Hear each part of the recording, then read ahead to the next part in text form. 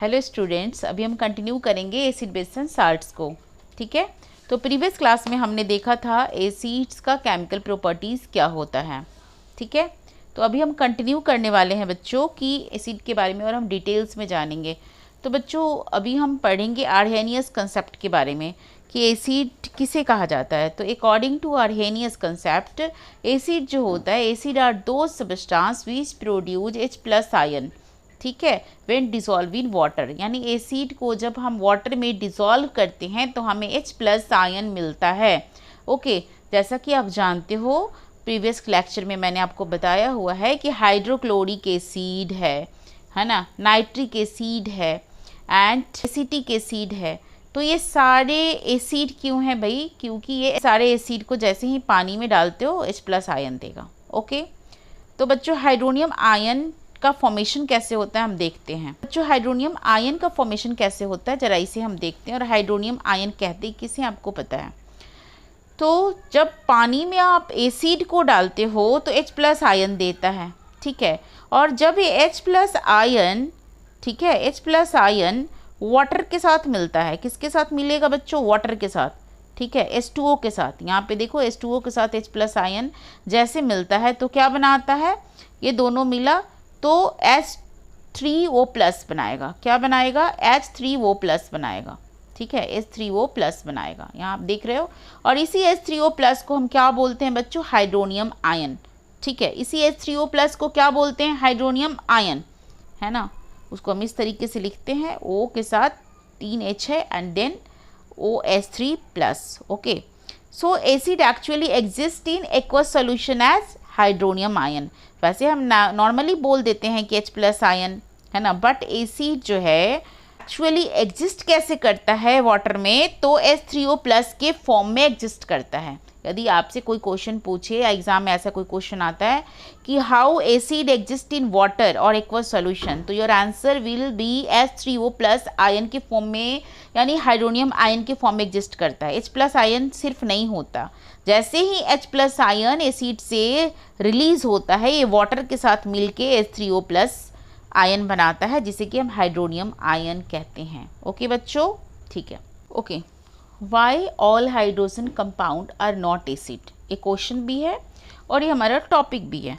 क्या सारे hydrogen compound acid होते हैं या नहीं होते हैं? तो हमारा आंसर होगा नहीं। ऐसा नहीं है कि जहाँ पे भी आप हाइड्रोजन देख लो कि भाई इसके साथ हाइड्रोजन है तो एसिड हो जाएगा। सारे हाइड्रोजन कंटेनिंग कंपाउंड को हम एसिड कह देते हैं कि एसिड है, ऐसा नहीं होता। क्यों नहीं होता है बच्चों? क्योंकि some compound containing hydrogen but don't produce H+ ion in water. Hydrogen तो होता है उनके अंदर, लेकिन जब पानी में आप उनको डालोगे तो एसिड नहीं देता। जैसे कि इथाइल अल्कोहल, इथाइल अल्कोहल का फॉर्मूला है C2H5OH। तो यहाँ पे आप देख रहे हो H है ना, H तो है, लेकिन पानी में डालने के बाद H+ आयन रिलीज नहीं होगा। और एसिड के प्रॉपर्टीज़ में, एसिड के डिफिनेशन में हम पढ़ें कि जो H+ आयन रिलीज करे उसे एसिड कहते हैं। तो यहाँ दिखने में तो ये लग रहा है कि भाई एसिड होगा, लेकिन एक्चुअली में it is not an acid. Glucose को देखो, C6H12O6 इसका फॉर्मूला है। यहाँ पे भी ऐसा देख के लग रहा है कि भाई इसके साथ हाइड्रोजन है, यानी ऐसा लग रहा है कि ये हाइड्रोजन आयन दे सकता है, लेकिन पानी में जैसे ही आप इसे डालोगे तो ये भी आपको H+ आयन नहीं देगा, मतलब ये भी एसिड नहीं है। ओके, तो समझ आया। नेक्स्ट हम बात करेंगे role of water in acidic behaviour. तो वाटर का ऐसा क्या रोल होता है एसिडिक बिहेवियर शो करने में? यदि कोई एसिड एसिडिक बिहेवियर शो कर रहा है तो वाटर का क्या रोल है? ठीक है, तो acid show acidic behaviour only in presence of water. ये तो हमें पता है भाई कि एसिड तो एसिड बिहेवियर तभी शो करता है जब वाटर हो, पर ऐसा क्यों? तो देखो HCl के साथ हम वाटर डालते हैं, H+ आयन रिलीज हुआ। ठीक है, H+ आयन रिलीज हुआ। Dry HCl gas is not acidic because it can not ionize without water, है ना।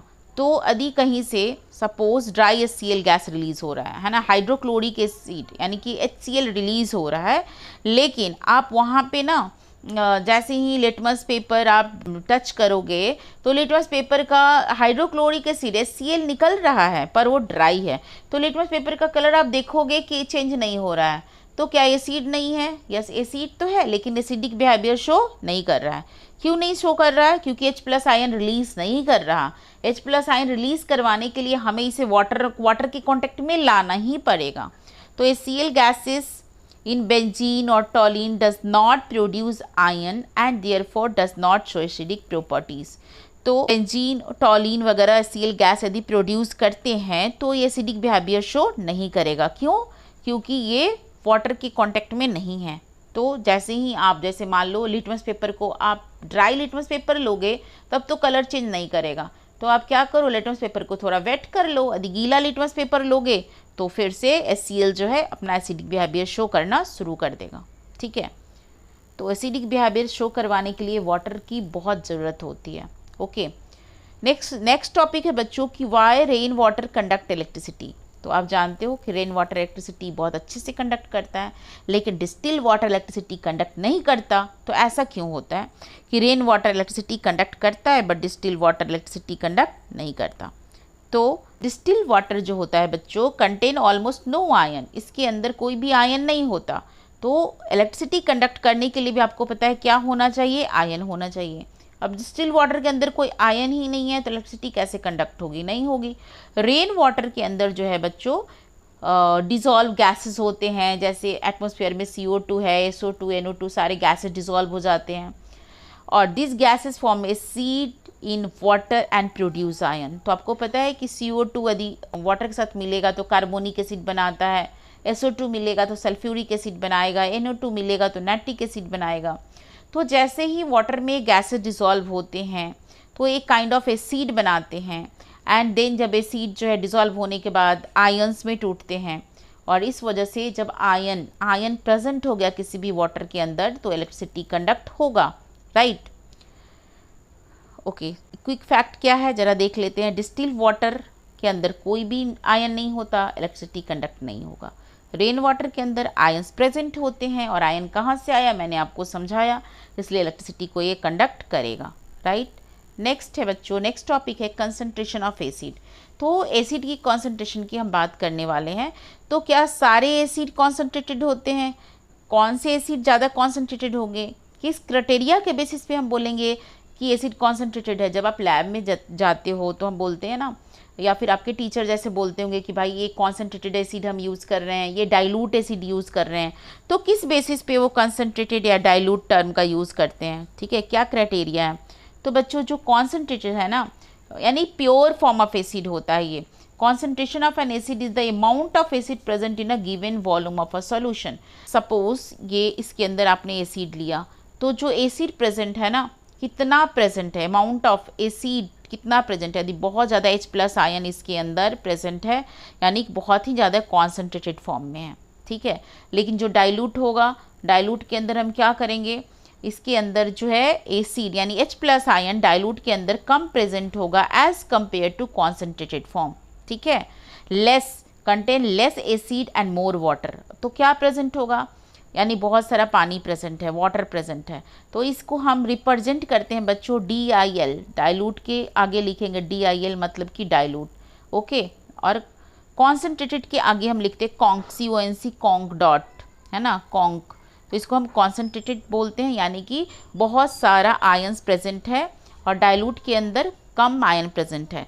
यदि कॉन्सेंट्रेटेड से आप डाइल्यूट बनाना चाहते हो तो क्या करोगे, उसके अंदर बहुत सारा वाटर डालोगे, जितना डाइल्यूट करना है उतना वाटर डाल सकते हो आप, ठीक है।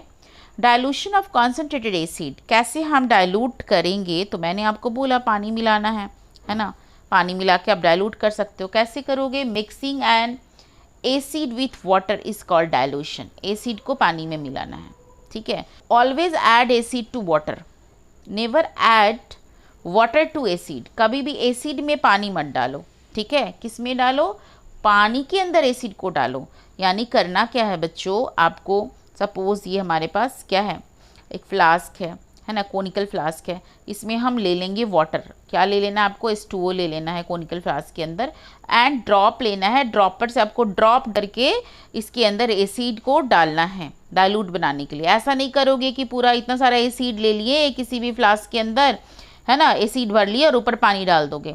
ऐसे करने से ना बर्न हो सकता है, स्प्लैश हो सकता है, और वो बर्न भी हो सकता है, आपको सारा एसिड बाहर निकल जाएगा, रिएक्शन होगा, केमिकल रिएक्शन, बहुत सारा हीट जनरेट होगा इसके अंदर and acid will come out from this bottle, acid बाहर आ जाएगा, ठीक है ना, क्योंकि डाइल्यूशन एक एक्सोथर्मिक प्रोसेस है and large amount of heat is liberated. जैसे ही पानी डालते हो आप तो बहुत सारा हीट लिबरेट होता है। तो जब हम पानी के अंदर एसिड को ड्रॉप करके डालेंगे ना तो बहुत कम अमाउंट में हीट जनरेट होगा और स्प्लैश होने नहीं होता ऐसे केस में।